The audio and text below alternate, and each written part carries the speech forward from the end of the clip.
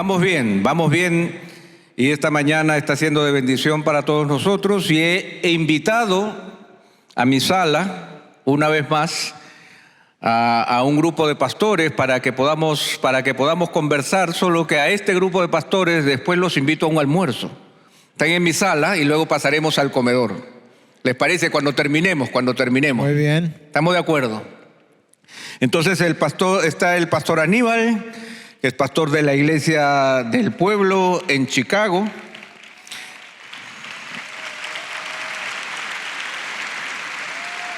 Está el pastor Otto, de la Iglesia Bautista Osama Ivo en Santo Domingo, República Dominicana. Y el pastor Miguel, de la Iglesia Bautista Internacional.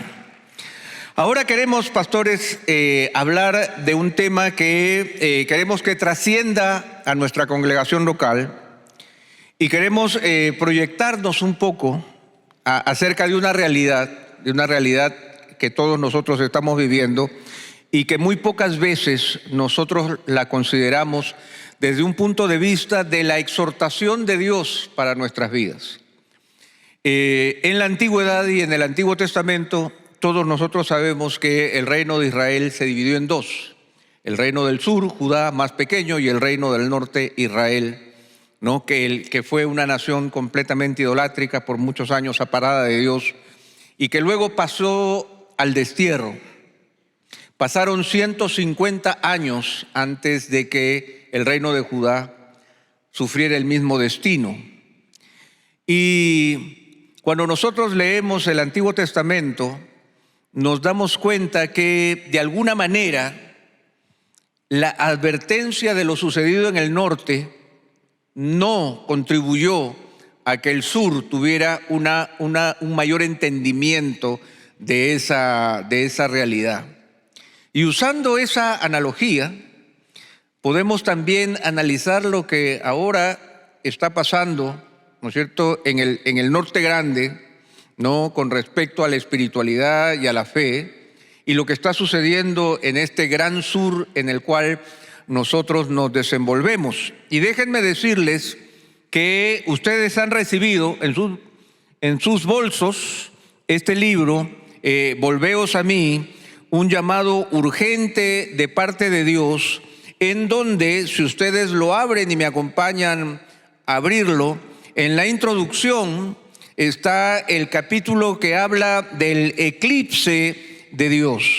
Y justamente queremos empezar nuestra reflexión hablando justamente de lo que hemos titulado un gran llamado y un gran abandono. Yo quiero darle la oportunidad al pastor Miguel para que nos hable de este eclipse de Dios y cuál es la advertencia que las iglesias del sur debemos considerar con respecto a lo que está pasando o ya pasó en el norte. Bueno, gracias de nuevo por la oportunidad de poderme dirigir a ustedes y gracias, Pepe, por moderar este conversatorio. Cuando pensamos en el norte, pudiéramos pensar en Europa, pudiéramos pensar en Estados Unidos y Canadá. Y cuando pensemos o hablemos del sur, pensemos en Latinoamérica, Asia, África, hacia abajo. Por un lado, las organizaciones misiológicas hablan de que el centro de gravedad del cristianismo se ha movido y ahora mismo lo tienen localizado como en la parte norte hacia el centro de África, lo que implica que es el lugar donde mayor número de conversiones están ocurriendo.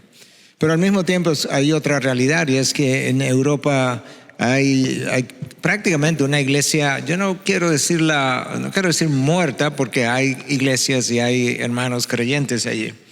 Pero mucho de lo que vio la Alemania de Lutero y lo que vio la Suiza de Calvino y así sucesivamente, nada de eso está pasando. Y Estados Unidos tiene otro fenómeno que ha sido descrito recientemente. De hecho, un libro fue recientemente escrito llamado The Great Dechurching, que sería como el gran abandono de cristianos saliendo de iglesias. Y el libro salió porque hubo un primer libro, un libro anterior que se llamó The Great Churching, o como el gran movimiento de plantación de iglesias que ocurrió en Estados Unidos de 1970 1776 a 1976.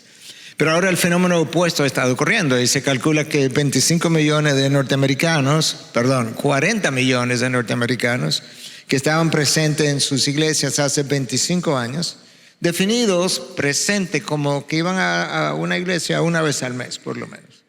Y ahora están ausentes porque van a sus iglesias una vez al año o menos. Entonces de ahí que esos 40 millones en 25 años ha perdido la iglesia norteamericana.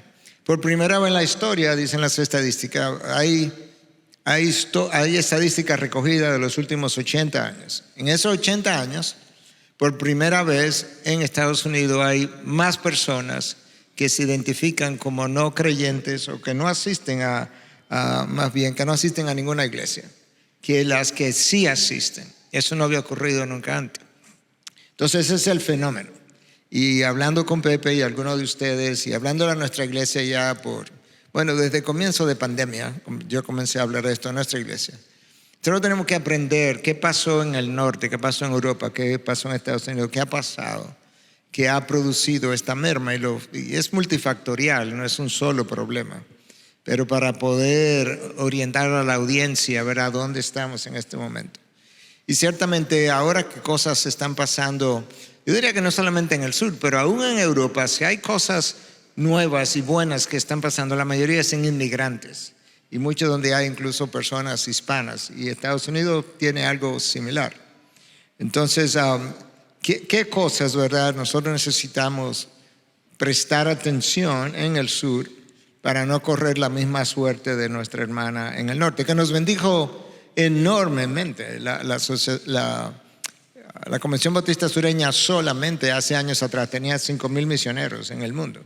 Es una fuerza misionera enorme y sin embargo todo eso ha ido cambiando. Y múltiples cosas han ocurrido, pero yo creo que una de las cosas que lamentablemente pasó en la década de los 90, lo cual ya tiene casi 30 años, ¿verdad? Que pasó.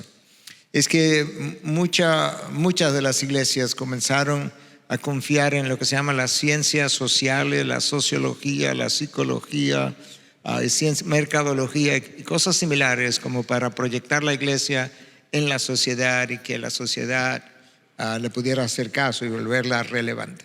Y con eso entonces perdió, por lo menos en esa década, porque cosas venían pasando ya desde antes, perdió mucho de la centralidad de la predicación de la palabra y el descansar en lo que verdaderamente forma una iglesia, que es la predicación de su palabra y el evangelio que define la iglesia. Entonces ahí es donde estamos. Yo no quiero volver esto un monólogo, de manera que simplemente como que hice esa introducción para introducir el problema, la conversación y qué más nosotros quisiéramos decir, pero por eso te vuelvo a Pepe y yo sé que el pastor Aníbal tiene algo especial entre nosotros en el sentido de que él pastorea 2 iglesias dentro de un mismo recinto, una iglesia norteamericana y una iglesia hispana, o es cabeza, ¿verdad? Porque creo que hay otro pastor predicando ahora en la iglesia hispana, la iglesia del pueblo, pero está como sobre ese grupo de pastores y quizá tenga cosas también que contarnos de su propia experiencia. El pastor Otto es parte de lo que es la Asociación Bautista Dominicana, que ha estado grandemente relacionada a la Convención Bautista Sureña en el pasado, sobre todo por años, y también ha viajado mucho y ha visto mucho. Entonces, el problema de nuevo es multifactorial, pero cuando la iglesia se aleja de la palabra, la iglesia sufre las consecuencias de ese alejamiento, y mucho de lo que está ocurriendo viene como resultado de eso. Y solamente, pastor, porque queremos que lo que se ha dicho no pases por el aire y nos olvidemos, porque es muy importante parte de nuestra reflexión. El pastor mencionaba que en el norte, alguien que solía ir a la iglesia una vez al mes, ahora lo hace menos de una vez al año. Hace 25 años, 40 millones de norteamericanos asistían a la iglesia y hoy no lo hacen. Y en los últimos 80 años de estadísticas, más norteamericanos no asisten a la iglesia que aquellos que sí lo hacen. Un fenómeno, Miguel, que no solamente lo vemos ahora en la Norteamérica postcristiana, sino que es el mismo factor en la Inglaterra, ¿no es cierto?, que previo al Estados Unidos postcristiano nos encontramos también con una Inglaterra postcristiana muy anterior, pero viviendo el mismo fenómeno, y la reducción grande en el número de fieles de las grandes denominaciones cristianas como los presbiterianos, los metodistas o los bautistas sureños. Y algo que tú mencionas que es muy claro, que los protestantes y evangélicos están abandonando la iglesia en la misma proporción de 32%. Entonces, ya que estamos contigo, Aníbal, ¿cómo tú percibes esta realidad en tu propia iglesia desde esta observación de lo que tú estás haciendo como una iglesia latina, pero al mismo tiempo con una iglesia que está viendo este colapso frente a tus ojos? Sí, yo creo que mucho de lo que ha pasado en la iglesia de los Estados Unidos tiene que ver también mucho con la influencia que han tenido las iglesias megas en los Estados Unidos, ¿verdad? Entonces, por lo general, la gente puede medir el nivel de suceso, el nivel de victorias, de triunfos, de fruto, con la cantidad de gente que va a una iglesia. Así es que empieza, ese es más o menos el razonamiento. Entonces, si tú ves una iglesia que tiene 5,000, 10,000, 15,000, 20,000 personas, automáticamente todos los demás pastores en el área empiezan a decir qué es lo que tiene esa iglesia que nosotros necesitamos porque todos queremos estar ahí. Y bien interesante que cuando tú estudias, que parte de lo que nosotros hemos hecho en nuestro contexto, cuando empiezas a mirar qué es lo que está utilizando esta gente para atraer gente a su iglesia, te das cuenta que es mucho mercadotecnia en realidad.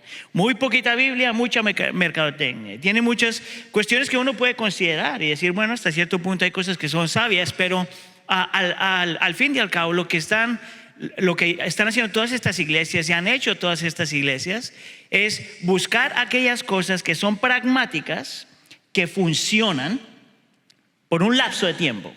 Alguien una vez dijo que las cosas que nosotros utilizamos para atraer gente a la iglesia son las mismas cosas que luego tenemos que tener para mantener la gente en la iglesia. Entonces, por ejemplo, en el área donde yo estoy en el área de Chicago. Una vez más, estoy pastoreando a 2 congregaciones, una congregación americana y una congregación latina. Y la presión que nosotros como iglesia hemos recibido es mirar a estas iglesias, y no más para saber, la presión viene de afuera, de la gente de afuera y de adentro. Los mismos congregantes, los mismos miembros de la iglesia que empiezan a decir, ¿por qué es que nosotros no crecemos tanto como esa iglesia? ¿Por qué es que no tanta gente nos visita? Y empiezas a confiar en muchas cuestiones pragmáticas en realidad. Entonces, por ejemplo, las luces, el sonido, las cuestiones visuales, la cantidad de cuánto tú predicas, cómo predicas, las ilustraciones que utilizas, si eres chistoso o no eres chistoso, y te dan una serie de cosas que te dicen, si tú haces estas cosas, realmente tu iglesia va a triunfar. Hace unos años atrás, más o menos como unos 7 años atrás, nuestra iglesia estaba pasando por algo parecido a eso. Y contratamos una organización. Estaba hablando de un liderazgo antes de que yo estuviera ahí, ¿no? Para que sepan. Donde se contrató una compañía para decirnos, bueno, haz un análisis de tu iglesia. ¿Bien? Y habían cosas que valían la pena escuchar. Por ejemplo, decía, si tú quieres una iglesia segura, pon atención que los niños estén seguros. Todas estas cuestiones. Pero empezaron a meterse en áreas de, una buena predicación es una predicación de 20 minutos. Mire, yo como latino ni siquiera sé qué significa eso, ¿verdad? Número 2, la prédica tiene que ser extremadamente práctica. Alguien me dijo a mí, los minutos más importantes en tu prédica tienen que ser los últimos 10 minutos. En mi mente yo estoy diciendo, bueno, vamos a predicar el evangelio, vamos a traer el evangelio. Y ella dijo, no, es cuando tú le das tarea a la gente, ¿verdad? Número 3 nos decían, por ejemplo, la música, la adoración, tiene que apelar a las emociones. Tiene que ser lo suficientemente atractiva para que la gente se pueda sentir conectada. Y en la lista que nos dieron habían como 15 cosas así. Ahora, pastores como nosotros estamos haciendo la pregunta, bueno, ¿qué tiene que ver eso con el evangelio?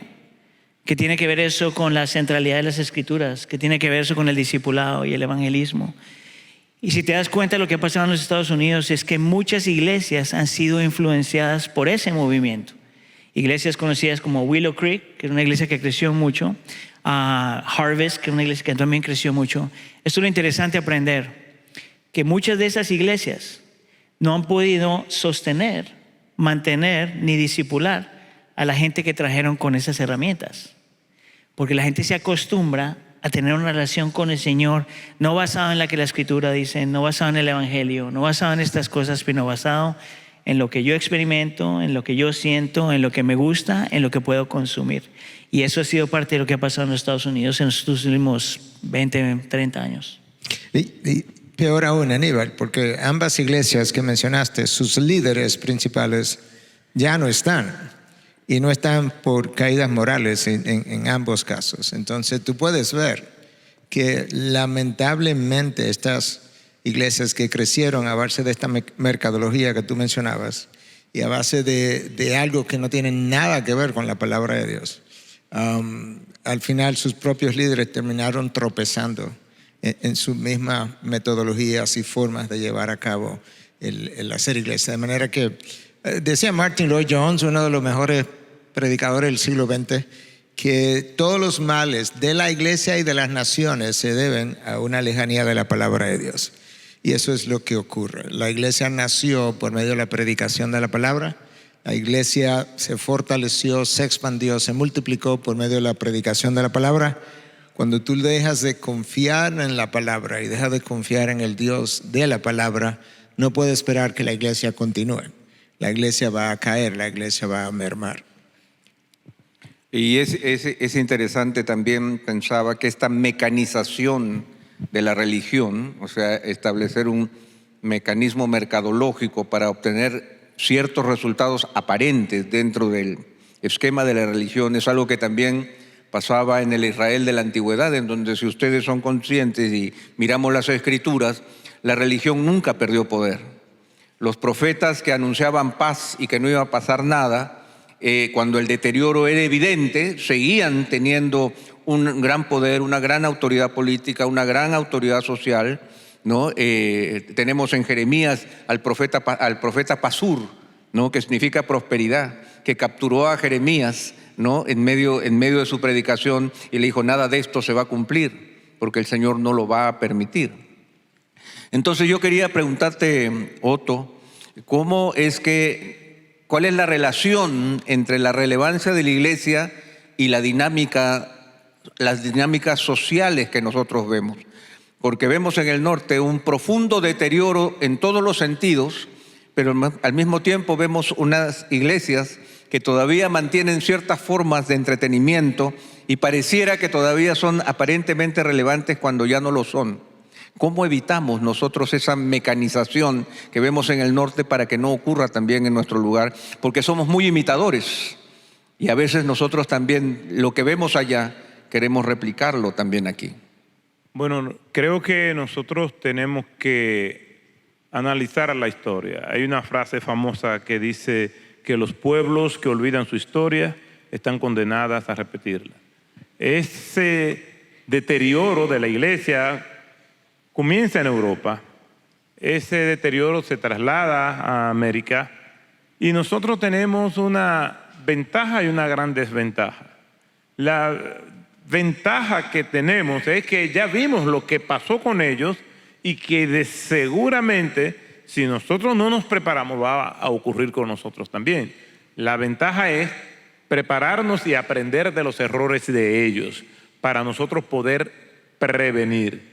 El tema también está en que hay algunos autores que dicen, hablando acerca de las organizaciones, la iglesia, que todo comienza y termina con el liderazgo. Yo creo que todo comienza y termina con el pastor.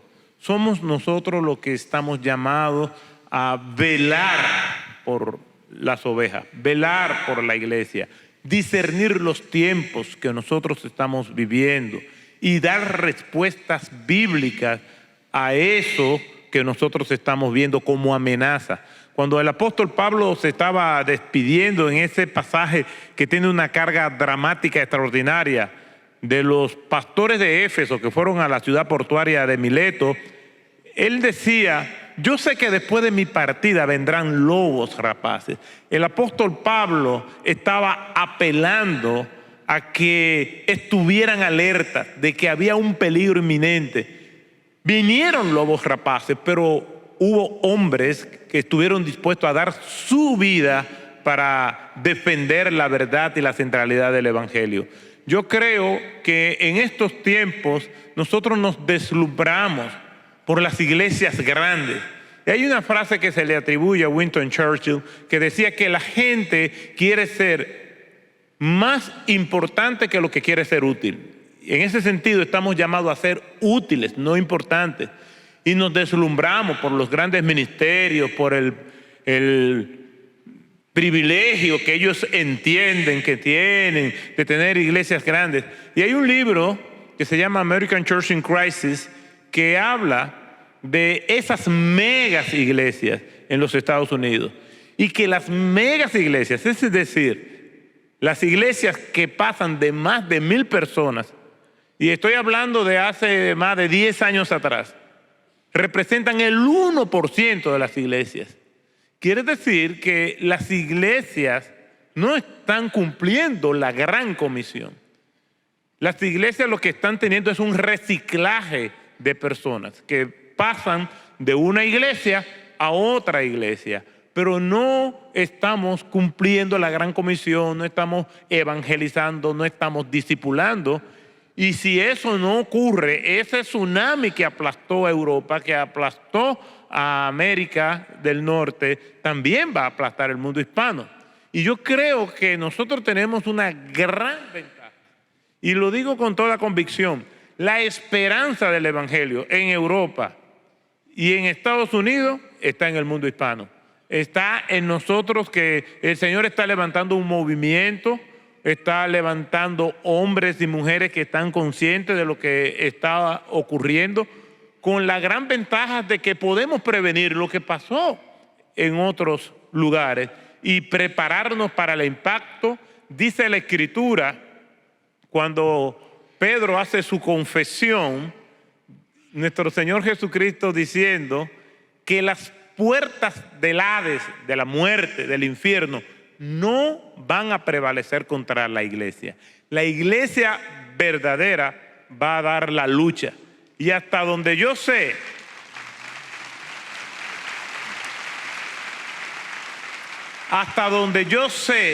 las puertas no atacan, las puertas son atacadas.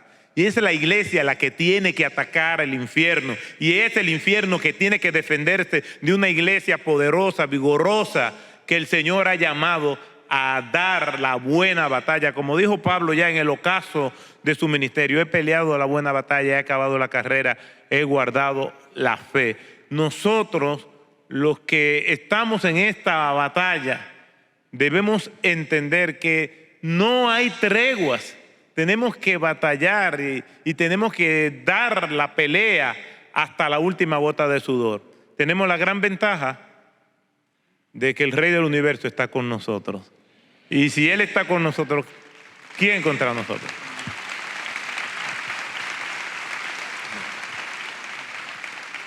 Bueno, amén a todo lo que se ha dicho. Hay fenómenos sociales también que han contribuido a esta crisis, tanto en Europa como en Estados Unidos.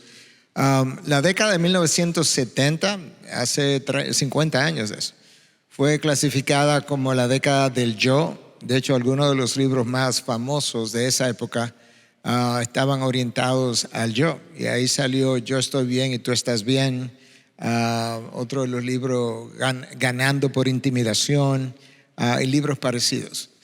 Y del 70 para acá ha llovido mucho, pero nosotros no solamente vivimos la década del 60, yo creo que la mayoría de los historiadores concuerdan que la década del 60 es la bisagra que le dio un giro a la civilización, y que de la década del 60 para acá la civilización occidental, Europa, Estados Unidos, Canadá y parte de nosotros, nunca ha vuelto a ser la misma.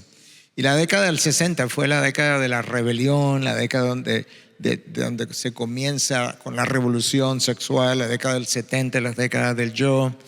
Hace unos 10 años se publicó un libro, la epidemia narcisista, por autores no cristianos incluso, hablando de que eso es la época que estamos viviendo y que ese narcisismo fue empujado alrededor del año 2005-2006 con la salida de YouTube y Facebook, donde todo el mundo quiere estar en una plataforma, ser conocido, ser publicado, etcétera, etcétera. Entonces, esa generación centrada en el yo individualista no quiere una vida de iglesia, porque en la vida de iglesia, ya se dijo en el panel anterior, no es para llaneros solitarios. Nosotros necesitamos una comunidad donde yo crezco, donde se me cuida, pero donde se me confronta también, donde se me alimenta, donde se nos aconseja. Entonces, esa generación individualista, esa generación también narcisista, que entiende que todo lo merece, no convierte a la iglesia en un grupo de personas consumidoras. Entonces la gente viene a consumir. ¿Qué tú tienes aquí para mí, para mi esposo, para mi matrimonio, para mis hijos? Pero no viene a dar como generaciones anteriores. Entonces esos son fenómenos sociales que infiltran obviamente la iglesia, porque la iglesia se nutre de personas que vienen de la sociedad. Y luego, junto con eso, al llegar a la iglesia, pues muchas veces el cuidado pastoral del cual se habló en el panel anterior tampoco ha estado de manera apropiada, porque lamentablemente también muchos plantadores jóvenes, y quizá no tan jóvenes, compraron la idea de que ser pastor es ser un predicador. Entonces el púlpito es como que yo quiero ser pastor, pero en esencia lo único que quiero hacer es predicar. Pero yo necesito oler a ovejas, yo necesito estar en medio de las ovejas. Y cuando el Señor Jesucristo habla con Pedro ya después de su negación, después de su muerte y resurrección, dice: Pedro, ¿tú me amas? Y Pedro dice: sí, Señor, yo te quiero. Pedro, que si me amas incondicionalmente, me agapas, Pedro. Sí, Señor, yo te quiero. Finalmente Cristo le dice: pero si tú me quieres, y Pedro responde: sí, Señor, yo te agapo. Como que Pedro finalmente como que despertó. Pero en cada una de esas ocasiones, Cristo le dice: apacienta mis ovejas, alimenta mis ovejas, no apacienta tu púlpito, no alimenta tu púlpito. Nosotros necesitamos iglesias que vuelvan de nuevo a la centralidad de la predicación del evangelio, al cuidado pastoral, al desarrollo de discípulos para la gloria de Dios, y que podamos tener una iglesia de personas que quieran comprometerse todas a dar de sus dones, talentos, de su tiempo, a sacrificarse por la iglesia que a Cristo le costó su sangre. Y todo eso necesita ser enseñado desde los púlpitos también. Pepe. Estaba pensando lo que estabas diciendo, Miguel, porque parte de lo que yo estaba viendo con este movimiento en los Estados Unidos es que realmente iglesias que dependen tanto de estas cosas prácticas, mecánicas, técnicas, en realidad hay un montón de consecuencias. Uno es ese, no es una iglesia donde la gente viene a dar, sino solamente a consumir. Parte del problema con eso es que la iglesia entonces se vuelve como un centro comercial, donde tú vas al lugar donde encuentras el mejor precio, ¿verdad? Donde mis deseos sean satisfechos y mis anhelos sean llenos y todo lo demás. Entonces casi es una relación con la iglesia, no como la iglesia del Señor Jesús, sino como la iglesia donde yo compro lo que yo necesito. Número uno. Número dos, esta clase de iglesias también realmente no han preparado a la gente para sufrir, que eso es algo que nosotros podemos aprender acerca de los puritanos y sus escritos. Yo cada que leo los puritanos es casi como que están convenciendo a la gente de que lo normal es sufrir. Ahora, yo no me atrevería a decir eso, pero es parte de la vida de vivir en este mundo caído. Y una de las cosas que tú puedes ver en los Estados Unidos con esta clase de iglesias es que realmente la gente no sabe sufrir. Cualquier cosa que pasa, cualquier dolor, cualquier pérdida, cualquier enfermedad, cualquier lucha, un matrimonio quebrantado, unos hijos abandonando la fe, todo lo demás. COVID fue una lección para los Estados Unidos como no otra lección, y nosotros pudimos ver qué tan paralizados estaban los Estados Unidos por la realidad del COVID. Entonces nosotros podemos ver, por ejemplo, que una iglesia donde la palabra realmente no está siendo predicada, la gente realmente no está preparada para sufrir. No tiene una visión de Dios lo suficientemente grande para poder sobrevivir, sobrepasar y aún florecer en medio del sufrimiento. No sabe cómo lidiar con sus propias luchas y debilidades. Hay un montón de consecuencias. Y la tercera razón, la tercera cosa que estaba pensando frente a este movimiento, tiene que ver mucho con lo que está diciendo con la necesidad de comunidad, ¿verdad? Es una cultura extremadamente individualista, donde la iglesia no es mi familia espiritual, sino simplemente el lugar donde yo vengo. Entonces, yo no te necesito en realidad. Yo necesito simplemente lo que yo consumo, pero yo no te necesito a ti. Y ahí es donde entonces se está violando todos los unos a los otros del Nuevo Testamento, ¿verdad?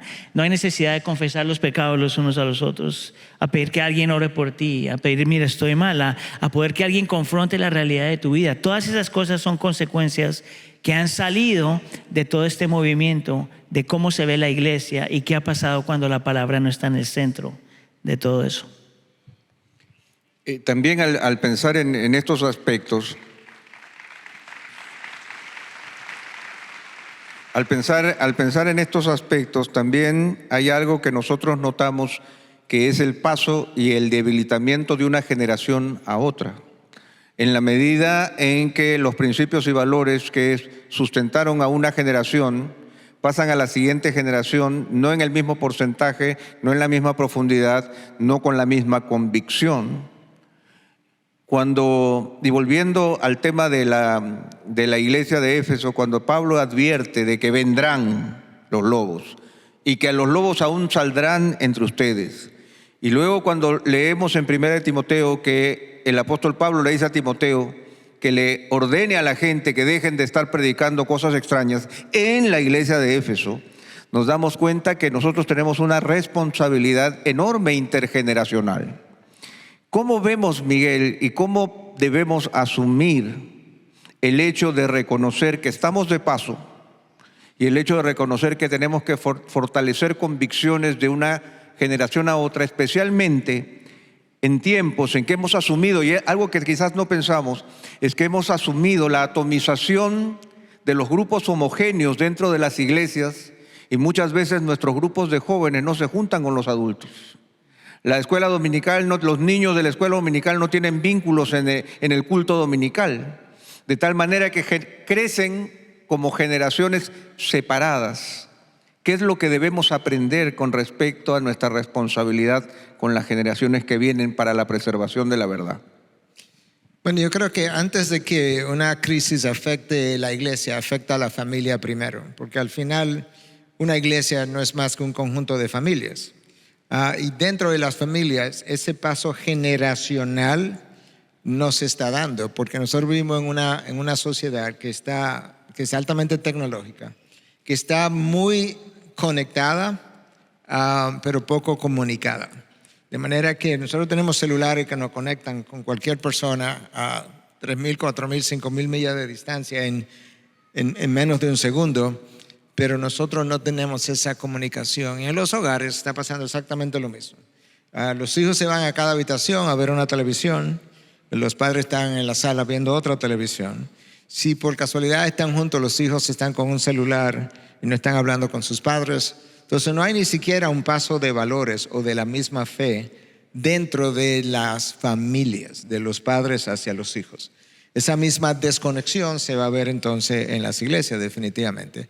Y por otro lado, muchas veces los pastores, como nosotros que hemos ido adelante, para no llamarnos los pastores viejos, sino lo que hemos ido adelante, muchas veces no han hecho el trabajo de comenzar a pasar el batón a la generación siguiente y formar esos líderes jóvenes siguientes para que puedan seguir la iglesia. Pero las familias tienen que entender que las iglesias no pueden hacer lo que la familia no hace. O sea, los hijos viven una semana tiene 168 horas en total. Y tú vas a la iglesia, la gente va a la iglesia 1, 2 horas, 3 horas como mucho a la semana. Lo que pasa en el resto de las 165 horas es importante y ahí hay un rol que la familia tiene que jugar. Lamentablemente la fe no está siendo tan bien pasada de los padres a los hijos hoy, como sí ocurrió en generaciones anteriores, donde tú te encuentras personas que te dicen, yo tengo 5 generaciones hacia atrás de padres y abuelos y tatarabuelos y bisabuelos cristianos. Tú encontrar eso hoy es extremadamente raro por el tipo de sociedad que nosotros estábamos viviendo. Y eso está causando incluso el cierre de múltiples iglesias, porque no puede tener 40 millones de personas que salen de iglesias sin que las iglesias cierren. En el año 2019, Lifeway hizo un estudio y publicó sus resultados. Habían aproximadamente 4.500 iglesias que cerraban en Estados Unidos todos los años. 4.500. Había visto un estudio anterior de 7.000 iglesias, pero supongamos que 7.000 está abultado, 4.500 iglesias cerrando, y se estaban plantando como 3.000 iglesias al año en Estados Unidos. Eso deja un déficit de 1.500 iglesias por año. Si tú divides eso entre 12, tú vas a tener más de 100 iglesias por mes. 100 iglesias por mes serían 1.200, estamos hablando de 1.500. Entonces, si tú divides 100 entre 30 días, estamos hablando de 3 iglesias diarias, en promedio, cerrando en una sola nación. Ese es el déficit, porque aún contando con las que se plantan, el déficit de 1.500 iglesias al año.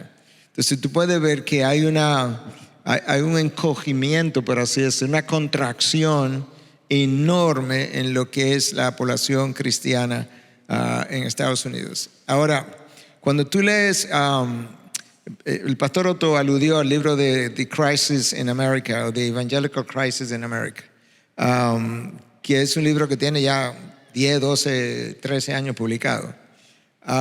En ese libro, una de las cosas que el autor puntualiza es que quizás América no era tan evangélica como creíamos, sino que la cantidad de norteamericanos cristianos era mucho menor. Y de hecho mencionan a alguien que hizo un cálculo donde pensaba que quizás verdaderamente el número de cristianos en Estados Unidos era solamente como un 22 millones. 22 millones es la cantidad de la población del estado de Nueva York. Es como que el estado de New York fuera por completo cristiano y el resto no cristiano.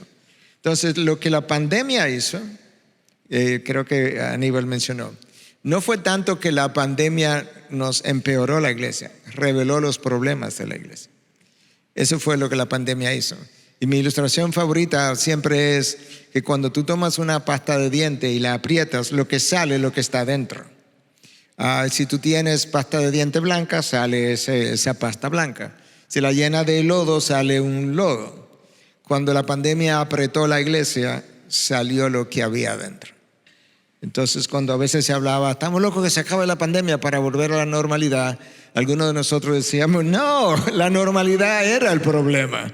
No podemos volver a la normalidad, tenemos que salir de esa normalidad para algo mejor. Y ahí está el reto, pero nosotros tenemos la hermana del norte que nos ha dejado, primero nos dejó un buen legado cuando envió misioneros y ahora nos está dejando un mal legado que nos sirve de experiencia, debiera servirnos para no repetir la misma historia. Lamentablemente el problema es que el corazón humano es el mismo y como es el mismo tiende a repetir la misma historia porque es el corazón humano. No aprendemos, en Santo Domingo decimos, no sé si ustedes tienen la misma experiencia, nadie aprende en cabeza de otro. No en cabeza de otro, sino en cabeza de otro. Porque tú me cuentas tu historia y como yo no la viví, yo no creo que a mí me va a pasar. Algo hiciste tú que yo no estoy haciendo y no voy a hacer, pero a mí no me va a pasar. Pero es el mismo corazón. Y yendo en la misma reflexión, tú escribiste en Volveos a mí que esta generación prefiere el entretenimiento antes que el pensamiento, que pensar cuesta trabajo, que discernir es un reto. Preferimos soñar, crearnos un mundo ficticio basado en el algoritmo de las redes sociales que me hacen ver solamente lo que yo quiero ver. Prefiero vivir el momento para no construir un mañana. El síndrome de Peter Pan, ¿no es cierto?, de vivir ahí en un mundo de fantasía. ¿Qué lugar ocupa? Porque yo me pregunto que estas situaciones pasan delante de nuestros ojos, pero nosotros no sabemos discernirlas. Nos atropella, el auto nos atropella y nosotros seguimos mirando el horizonte sin esquivar el auto que viene a arrasar con nosotros. ¿Qué lugar ocupa la reflexión? ¿Cómo debemos en la iglesia enseñar a reflexionar alrededor de la palabra de Dios?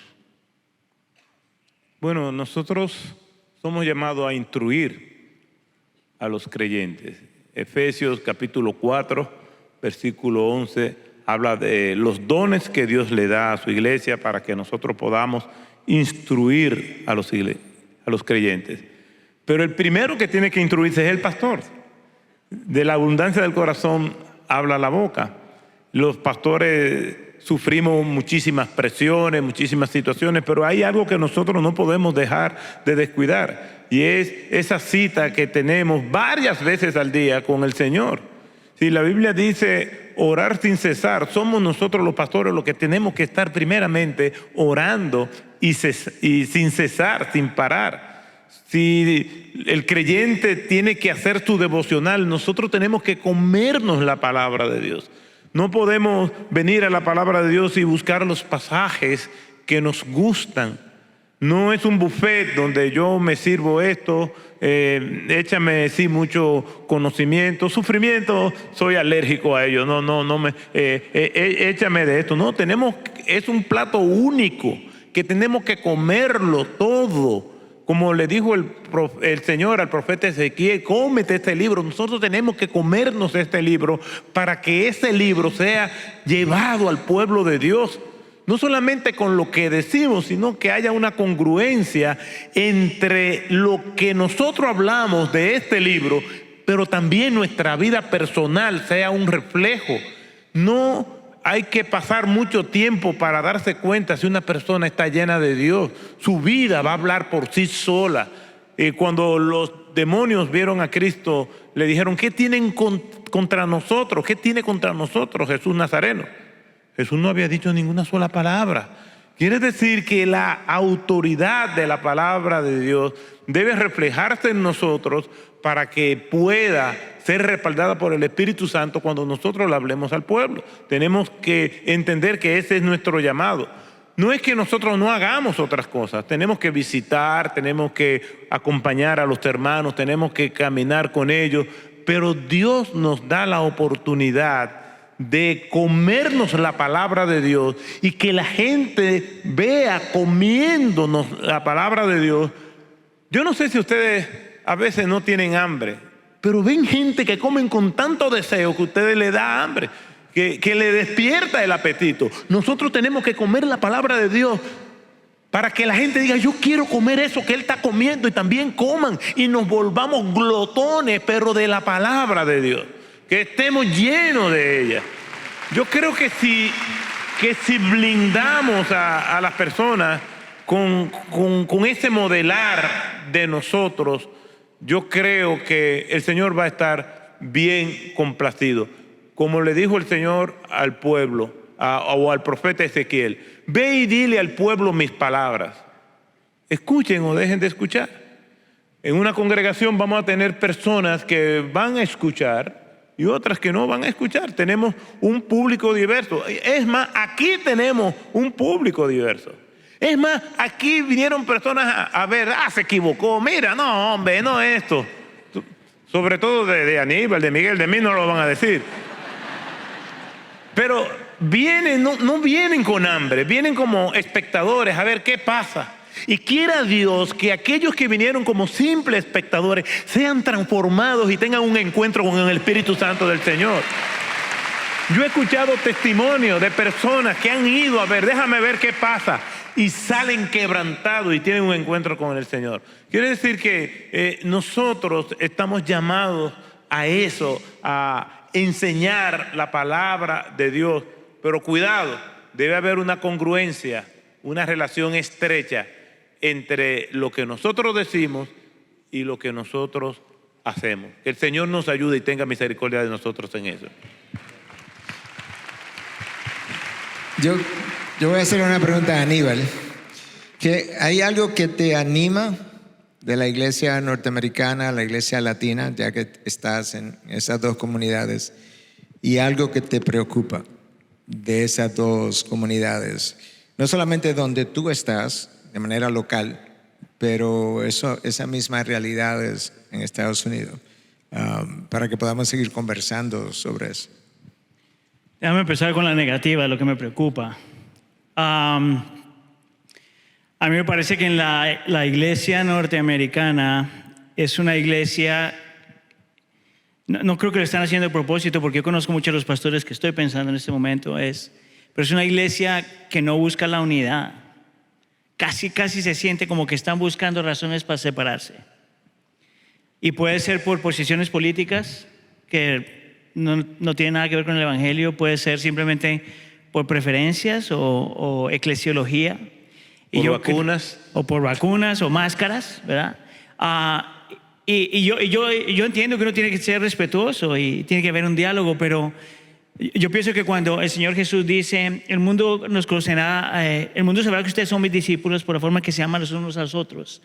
Eso es tan importante para la iglesia y es tan importante para la iglesia en los Estados Unidos, porque el mundo ya no cree, pero cuando ven a la iglesia dividida, le añade a lo que ya no creen, ¿verdad? Eso me preocupa mucho y es algo por lo que nosotros oramos mucho como iglesia, por la unidad de la iglesia, por realmente abrazar las cosas que tenemos en común y ejercer gracia y misericordia en las cosas que no necesariamente tenemos que estar en común. Eso me preocupa. Lo que me anima, y voy a tomar una cosa que ustedes dos dijeron en realidad, lo que me anima es que yo sí veo en los Estados Unidos una nueva generación de gente que está hambrienta por la palabra. Esto es bien interesante. El pastor Tim Keller decía que una de las cosas que mucha gente secular, cuando estaban en Nueva York, iban a su iglesia, que le decían era que le llamaba la atención porque ellos sí tomaban la palabra de Dios en serio. Un lugar completamente progresista, secular. Y lo que le llamaba la atención es que en Redeemer se tomaba la palabra de Dios en serio. Ahora, porque eso me anima a mí. Cuando mi rol como pastor líder estaba cambiando hace unos años atrás, estaba haciendo ser pastor de la iglesia latina, ahora pastor también de la iglesia americana, y yo estaba interesado no solamente en que nosotros enseñáramos a la iglesia una buena doctrina, pero modeláramos a la iglesia lo que tú estabas diciendo, cómo se mastica la palabra, cómo Salmo 1, cómo meditamos, cómo rumiamos en la palabra. Entonces yo le hice la pregunta, no sé si te acuerdas de esto, yo le hice esta pregunta a Miguel, le dije, Miguel, ¿qué harías tú para traer a la iglesia contigo? Y el consejo que tú me diste fue, agarra un libro de la Biblia y predícalo de principio a fin. Porque yo venía saliendo de un grupo de gente que me estaba diciendo que una iglesia para tener triunfo tenía que predicar series pequeñas con sermones pequeños que apelaran a la gente. Y en ese tiempo estoy escuchando tu consejo y me acuerdo de algo que D.A. Carson una vez dijo. Él dijo que cuando alguien dice algo que es contrario a la escritura, le nace el deseo de hacer lo opuesto. Entonces si alguien dice, predica un sermón de 20 minutos y haz series de 6 semanas, eso dentro de mí, por lo que me habías dicho, me despertó completamente lo opuesto. Y la primera serie que llevé a la iglesia a hacer era el Evangelio de Marcos por 2 años. Ahora, cuando la gente escuchó eso, dijeron, eso no va a funcionar. Y porque el Señor siempre se glorifica cuando obedecemos lo que Él pide, la iglesia empezó a cambiar. Y yo no soy la única iglesia en los Estados Unidos que hace eso.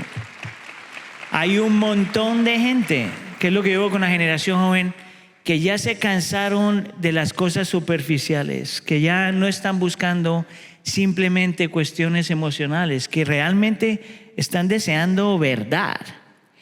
Y aunque no estén de acuerdo contigo, que es lo que ellos me dicen a mí, yo no creo lo que tú crees, pero respeto que tú lo crees por la forma en que lo predicas.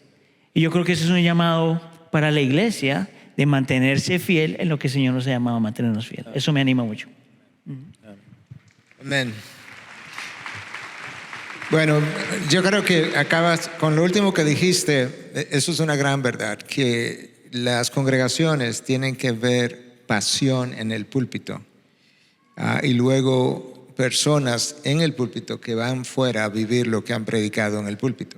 Pero la palabra tiene que apasionar al predicador o no va a apasionar a nadie más, lamentablemente. Y muchas veces esa predicación se ha hecho más como una enseñanza como cualquier otra, de manera que las grandes verdades que están contenidas en su palabra, pues no han atrapado el corazón del predicador, y como no lo han atrapado, no van a atrapar el corazón del otro. Y cuando le damos papilla a la iglesia en 20 minutos, la iglesia eso no le sabe a nada y entiende que ya el púlpito no tiene nada que decirle, nada que enseñarle, porque no le hemos dado nada. Entonces, si eso es lo que te doy, tú tienes todo el derecho en concluir que el púlpito no tiene nada que darme. Pero si tú miras hacia atrás y lees la historia del Antiguo Testamento, que decía, se hablaba de la sabiduría de Salomón, y la reina de Saba vino a visitar a Salomón, no fue por la simpleza de lo que él decía, no fue por la superficialidad de lo que él tenía que compartir, fue por la profundidad de su sabiduría. Y cuando ella viene, ella dice que ciertamente pudo comprobar que lo que se decía de su sabiduría era cierto. Entonces, cuando la gente viene a nuestras iglesias, tienen que encontrar un púlpito que le dé la profundidad de la palabra a comer a la gente. De manera que ellos puedan decir, wow, pero ciertamente aquí hay mucho más de lo que yo presupuse que había o de lo que había escuchado anteriormente. Y cuando tú le das a las personas a Dios, por así decirlo, tú presentas a Dios y ellos pueden ver a Dios cada vez más grande cada domingo, ellos van a querer volver y volver y volver. Porque como decía un autor en el pasado reciente, mientras más tú creces, más se requiere para llenar tu corazón de maravilla, y solamente Dios tiene el tamaño para hacerlo, solamente Dios puede hacer eso. De manera que mientras más grande tú puedas presentar a Dios en el púlpito, más maravillada saldrá la gente con ese Dios y más querrá volver a ser maravillada otra vez. Amén. Entonces la palabra de Dios el sermón debe ser un encuentro con Dios por medio de su palabra. De manera que yo no voy a escuchar a Aníbal o a Pepe o a Otto o a Miguel predicar. Yo voy a encontrarme con Dios. Amén. Por medio de la palabra, que los siervos de Dios vayan a predicar en la iglesia donde yo esté. Pero eso tiene que ser algo como que nosotros podamos enseñarlo en los institutos, en los seminarios y enseñarlo en las iglesias. Pero ciertamente, y no quisiera cerrar esta parte sin enfatizar algo que tú mencionaste y luego Otto, en cuanto al sufrimiento. En una ocasión yo hice en nuestra iglesia una serie que se llamó Cómo sufrir bien, justamente porque esta generación no sabe sufrir. No sabe sufrir, no quiere sufrir. Y ni es siquiera... que le han dicho pare de sufrir. Bueno, también. También eso es verdad. ¿Tú te imaginas que una denominación se surja y crezca bajo el nombre de pare de sufrir? Filipenses 1:29, algunos de ustedes que han tenido libros que yo he firmado, el versículo que yo siempre firmo, con raras excepciones, es Filipenses 1:29. A nosotros se nos ha concedido, es un don, se nos ha concedido, no solamente creer en Cristo, sino también sufrir por Él. Eso es un don, una gracia, un privilegio. Entonces, si hay algo que nosotros tenemos que hacer, nosotros como pastores, preparar la iglesia del futuro para sufrir. Porque las cosas probablemente no, independientemente de qué pase con la iglesia, a nivel de la sociedad probablemente las cosas no vayan a mejorar, por lo menos por un buen tiempo. Y quién sabe si fuera a ocurrir. Pero nosotros, por el poder del Espíritu, podemos atravesar los peores de los tiempos y encontrar que al final fuimos sostenidos por Dios. Porque como dice una canción que cantamos en nuestra iglesia, siempre habrá uno más entre las llamas y siempre habrá uno más sobre las aguas. No importa dónde yo esté, siempre habrá uno más. Y eso es Cristo Jesús. Amén. Y simplemente recordando, Miguel, que hoy día es el Día de la Reforma, 31 de octubre. ¿Qué hay qué? El Día de la Reforma. El Día de la Reforma, claro. Yo quisiera que abran sus libros de texto en la página 22. Devolveos a mí, por favor. Me encanta esto, porque mira, todos tienen el libro. Eso funciona una vez en la vida nomás. Parezco el profesor con el colegio. En la página 22, al final del libro, yo creo que muchas de las cosas que estamos enfrentando las podemos enfrentar recordando estos 3 principios, y estos 3 puntos resumen del legado de la Reforma, que ustedes lo tienen allí en la página 22 y que les invito a marcar.